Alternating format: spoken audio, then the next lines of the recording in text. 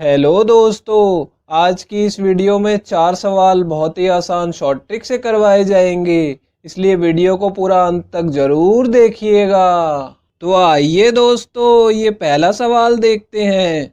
दूध और पानी के 28 लीटर के मिश्रण में 65% दूध है। जांच में खरा उतरने के लिए इसमें 80% दूध होना आवश्यक है। तो मिश्रण में कितना दूध और मिलाया जाए ताकि वह जांच में खरा उतरे। तो देखिए दोस्तों, इस सवाल में क्या दिया हुआ है कि दूध और पानी का एक 28 लीटर का मिश्रण है जिसमें दूध की मात्रा 65% है। ठीक है दोस्तों, लेकिन जांच में खरा उतरने के लिए हमें दूध की मात्रा को 80% पे लाना होगा। तो इसके लिए पूछा जा रहा है कि उसमें कितना दूध और मिलाया जाए। तो यानी हमें मिश्रण के अंदर दूध मिलाना है। तो मैंने दोस्तों आपको समझाने के लिए यहाँ पे लिख दिया है। तो दोस्तों इस सवाल को हम एलिगेशन मेथड से करेंगे। तो देखिए दोस्तों, यहाँ पे मिश्रण में दूध की मात्रा हमें दी हुई है 65%। तो मैं यहाँ पे मिश्रण के नीचे 65 लिख लूंगा। ठीक है दोस्तों, और दोस्तों यहाँ पे दूध की मात्रा 65% है। तो यहाँ पे दूध के अंदर भी हमें दूध की मात्रा देखनी होगी कितनी है। तो दोस्तों वो तो हमें सीधा ही पता है कि 100% दूध ही होगा, उसमें कोई और चीज़ तो मिली नहीं हुई। ठीक है दोस्तों, यहाँ पे 100% दूध है और मिश्रण में 65% दूध है, और हमें उस मात्रा को कितने पे लाना है, 80% पे लाना है। तो यहाँ पे दोनों को मिलाने के बाद बीच में आपको 80 लिख लेना है। ठीक है दोस्तों, यानी 65% वाले को और 100% वाले को मिला के 80 पे लाना है। दोस्तों बाकी हम इसे एलिगेशन मेथड की तरह करेंगे। देखिए यहाँ पे बड़ी संख्या में से छोटी संख्या घटाएंगे, 100 में से 80 घटा के 20 आ जाएगा। ठीक है दोस्तों, और 80 में से 65 घटाएंगे तो 15 आ जाएगा। ठीक है दोस्तों यहाँ पे, और देखिए दोस्तों ये अनुपात में होती है संख्याएं एलिगेशन मेथड में।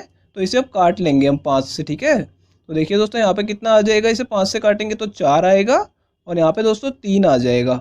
इससे हमें क्या पता लगा कि यदि मिश्रण की मात्रा 4 यूनिट है तो दूध हमें उसमें और कितना मिलाना है, 3 यूनिट मिलाना है। ठीक है दोस्तों, लेकिन ये तो अनुपात की वैल्यू है, हमें तो लीटर में पता करना है ये वाली वैल्यू का। ठीक है दोस्तों, कि दूध की मात्रा कितने लीटर मिलानी है। तो पहले हम मिश्रण को देख लेंगे। मिश्रण अनुपात में 4 यूनिट है, और यहाँ पे मिश्रण की मात्रा हमें लीटर में भी दी हुई है 28 लीटर। ठीक है दोस्तों, तो यहाँ पे मैं इसके सामने लिख दूंगा कि यह 28 लीटर के बराबर है। ये जो 4 यूनिट है ये 28 लीटर के बराबर है। लेकिन ये इसका कितने गुना है दोस्तों, 7 गुना है। 4 का 7 गुना करेंगे तो 28 लीटर है। तो ये हमें पता लग गया 7 गुना है। तो इसका भी दोस्तों बस 7 गुना कर देना है आपको। ठीक है, ये वाला अनुपात 7 गुना है तो ये वाला भी 7 गुना होगा। तो इसे गुणा करेंगे तो ये 21 लीटर आ जाएगा। ठीक है दोस्तों, तो यानी हमें उसमें दूध कितना मिलाना है, और 21 लीटर दूध मिलाना है। चौथा ऑप्शन करेक्ट होगा दोस्तों। तो आइए दोस्तों अब अगले सवाल की तरफ चलते हैं। तो आइए दोस्तों ये दूसरा सवाल देखते हैं। 24 आदमी किसी कार्य को 25 दिन में पूरा कर सकते हैं, परंतु कार्य शुरू होने के 7 दिन बाद 8 आदमी कार्य छोड़कर चले गए। तो वह कार्य कितने दिन में समाप्त हुआ, ये हमें बताना है दोस्तों। तो देखिए दोस्तों, इस सवाल में क्या दिया हुआ है कि 24 आदमी किसी कार्य को 25 दिन में पूरा कर सकते हैं, परंतु कार्य शुरू होने के 7 दिन बाद 8 आदमी कार्य छोड़कर चले गए हैं। ठीक है दोस्तों, तो इसमें सबसे पहले आपको क्या करना है कि 24 आदमियों ने 7 दिन तक कार्य किया है। ठीक है दोस्तों, तो कुछ कार्य तो पूरा हो गया होगा, लेकिन कुछ कार्य शेष बचा होगा। तो जो शेष कार्य बचे दोस्तों, सबसे पहले हम उसे पता लगाएंगे। ठीक है दोस्तों, तो देखिए यहाँ पे 24 आदमियों ने, ठीक है दोस्तों, 25 दिन में कार्य को पूरा कर देना था। ठीक है दोस्तों, तो ये हमारा कुल कार्य हो गया। ठीक है दोस्तों, लेकिन यहाँ पे उन्होंने 7 दिनों तक कार्य किया है 24 लोगों ने। ठीक है, तो 24 लोगों ने 7 दिनों तक कार्य किया, तो शेष कार्य कितना बच गया दोस्तों, 24 लोगों का 18 दिन का कार्य शेष बच गया। ठीक है दोस्तों, क्योंकि 25 दिनों को हमने 2 हिस्सों में बांट लिया, 7 दिन जो कार्य हुआ है और शेष कितने दिन बचे, 18 दिन। ठीक है दोस्तों, 24 तो हमें तीनों में लगाना पड़ेगा। ठीक है, क्योंकि 24 लोग काम कर रहे थे, 24 आदमी। ठीक है दोस्तों, तो ये हमारा आ गया शेष कार्य। ठीक है दोस्तों, आपको पहले ये निकाल लेना है। ठीक है, उसके बाद देखिए दोस्तों, आपने फॉर्मूला देखा होगा, M1D1 बराबर है M2D2।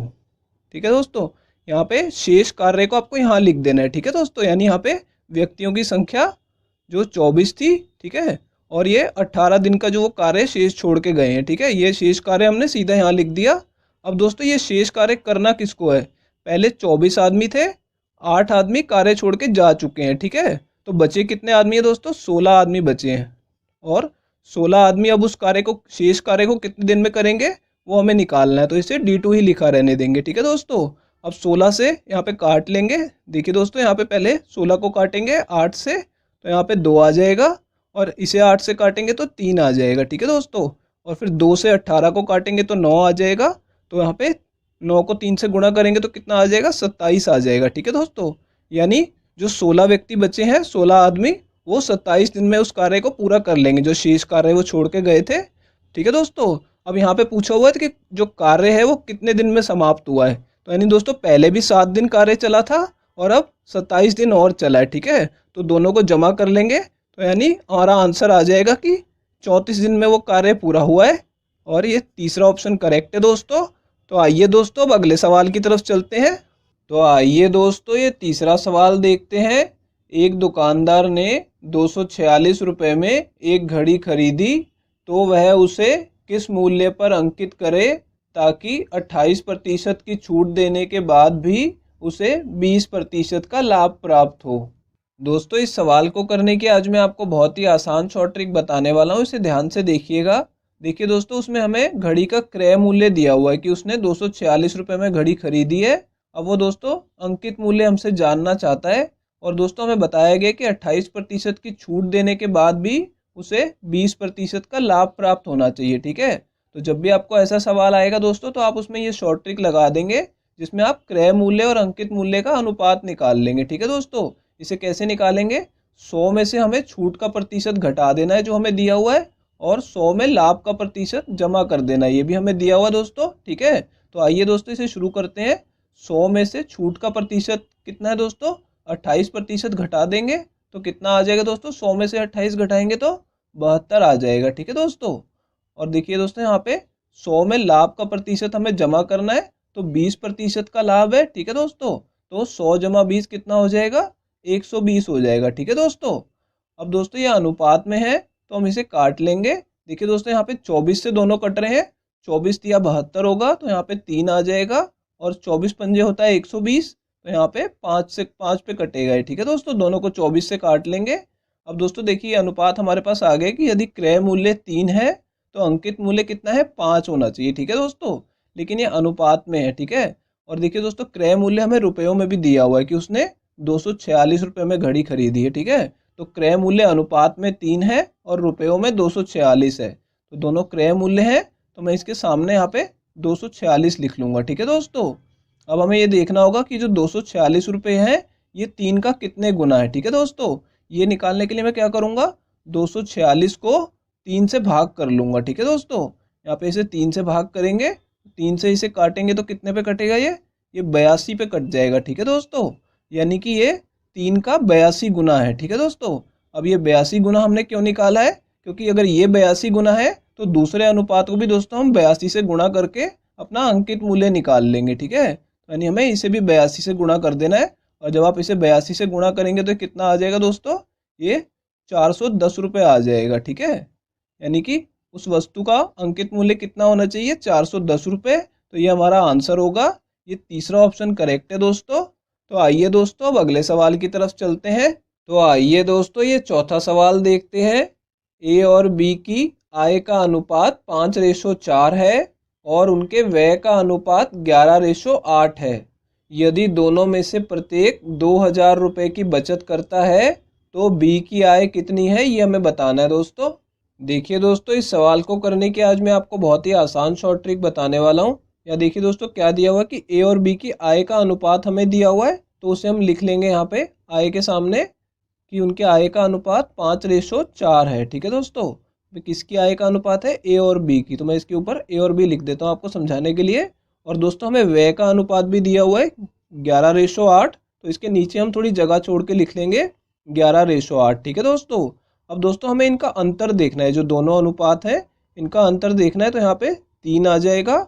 और दोस्तों इनका अंतर कितना आएगा, 1 आएगा, ठीक है दोस्तों। 5 में से 4 घटाएंगे तो 1, 11 में से 8 घटा के देखेंगे तो 3 आएगा। तो दोस्तों ये दोनों का अंतर अलग अलग है, इसे हमें बराबर कर लेना है, ठीक है दोस्तों। इसका अंतर 3 है तो इसे भी हमें 3 कर लेना है, तो इसके लिए हम इसे 3 से गुणा कर देंगे, ठीक है दोस्तों। तो 3 से गुणा इन दोनों को करेंगे, ठीक है दोस्तों। तो कितना आ जाएगा यहाँ पे, 5 तिया 15 आ जाएगा, और दोस्तों यहाँ पे 4 तिया 12 आ जाएगा, ठीक है दोस्तों। यानी कि हमें ए और बी की आय का अनुपात ये ऊपर वाला नहीं लेना है, हमें ये वाला अनुपात लेना है, ठीक है दोस्तों। क्योंकि अब इसका अंतर 3 हो चुका है और इनका अंतर भी 3 हो चुका है, ठीक है दोस्तों। अब देखिए दोस्तों इसकी आय कितनी है, ए की 15 है और उसका व्यय कितना है 11 है। ठीक है दोस्तों, तो यानी कि वो बचत कितने की करता है दोस्तों, 15 में से 11 को घटाएंगे तो यहाँ पे 4 आ जाएगा। ठीक है दोस्तों, यानी 4 यूनिट की बचत करता है। ठीक है, और बी की आय कितनी है दोस्तों, 12 है, और बी का जो व्यय है वो 8 है। ठीक है दोस्तों, तो ये कितने की बचत करता है, ये भी 4 यूनिट की बचत करता है। ठीक है दोस्तों, तो दोनों की बचत जो है अनुपात में देखा जाए तो 4 यूनिट की बचत कर रहे हैं। ठीक है दोस्तों, यहाँ पे मैं लिख देता हूँ आपको समझाने के लिए कि जो उनकी बचत है वो 4 यूनिट है। ठीक है दोस्तों, और सवाल में हमें क्या दिया हुआ कि दोनों 2000 रुपये की बचत करते हैं, यानी अनुपात में 4 यूनिट की करते हैं और रुपयों में 2000 की करते हैं बचत। तो दोस्तों दोनों को हम आमने सामने लिख सकते हैं यहाँ पे। ठीक है दोस्तों, यहाँ पे 4 यूनिट की बचत करते हैं और ये किसके बराबर है, 2000 रुपये के बराबर।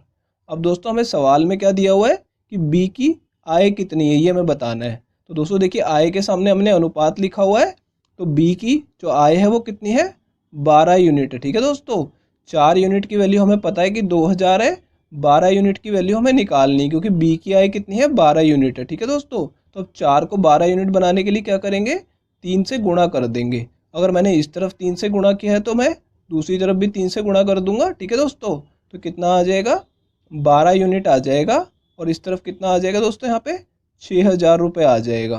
तो यानी ये हमारी बी की आय आ गई है कि बी की आय 6000 रुपये है। तो दोस्तों ये पहला ऑप्शन करेक्ट है।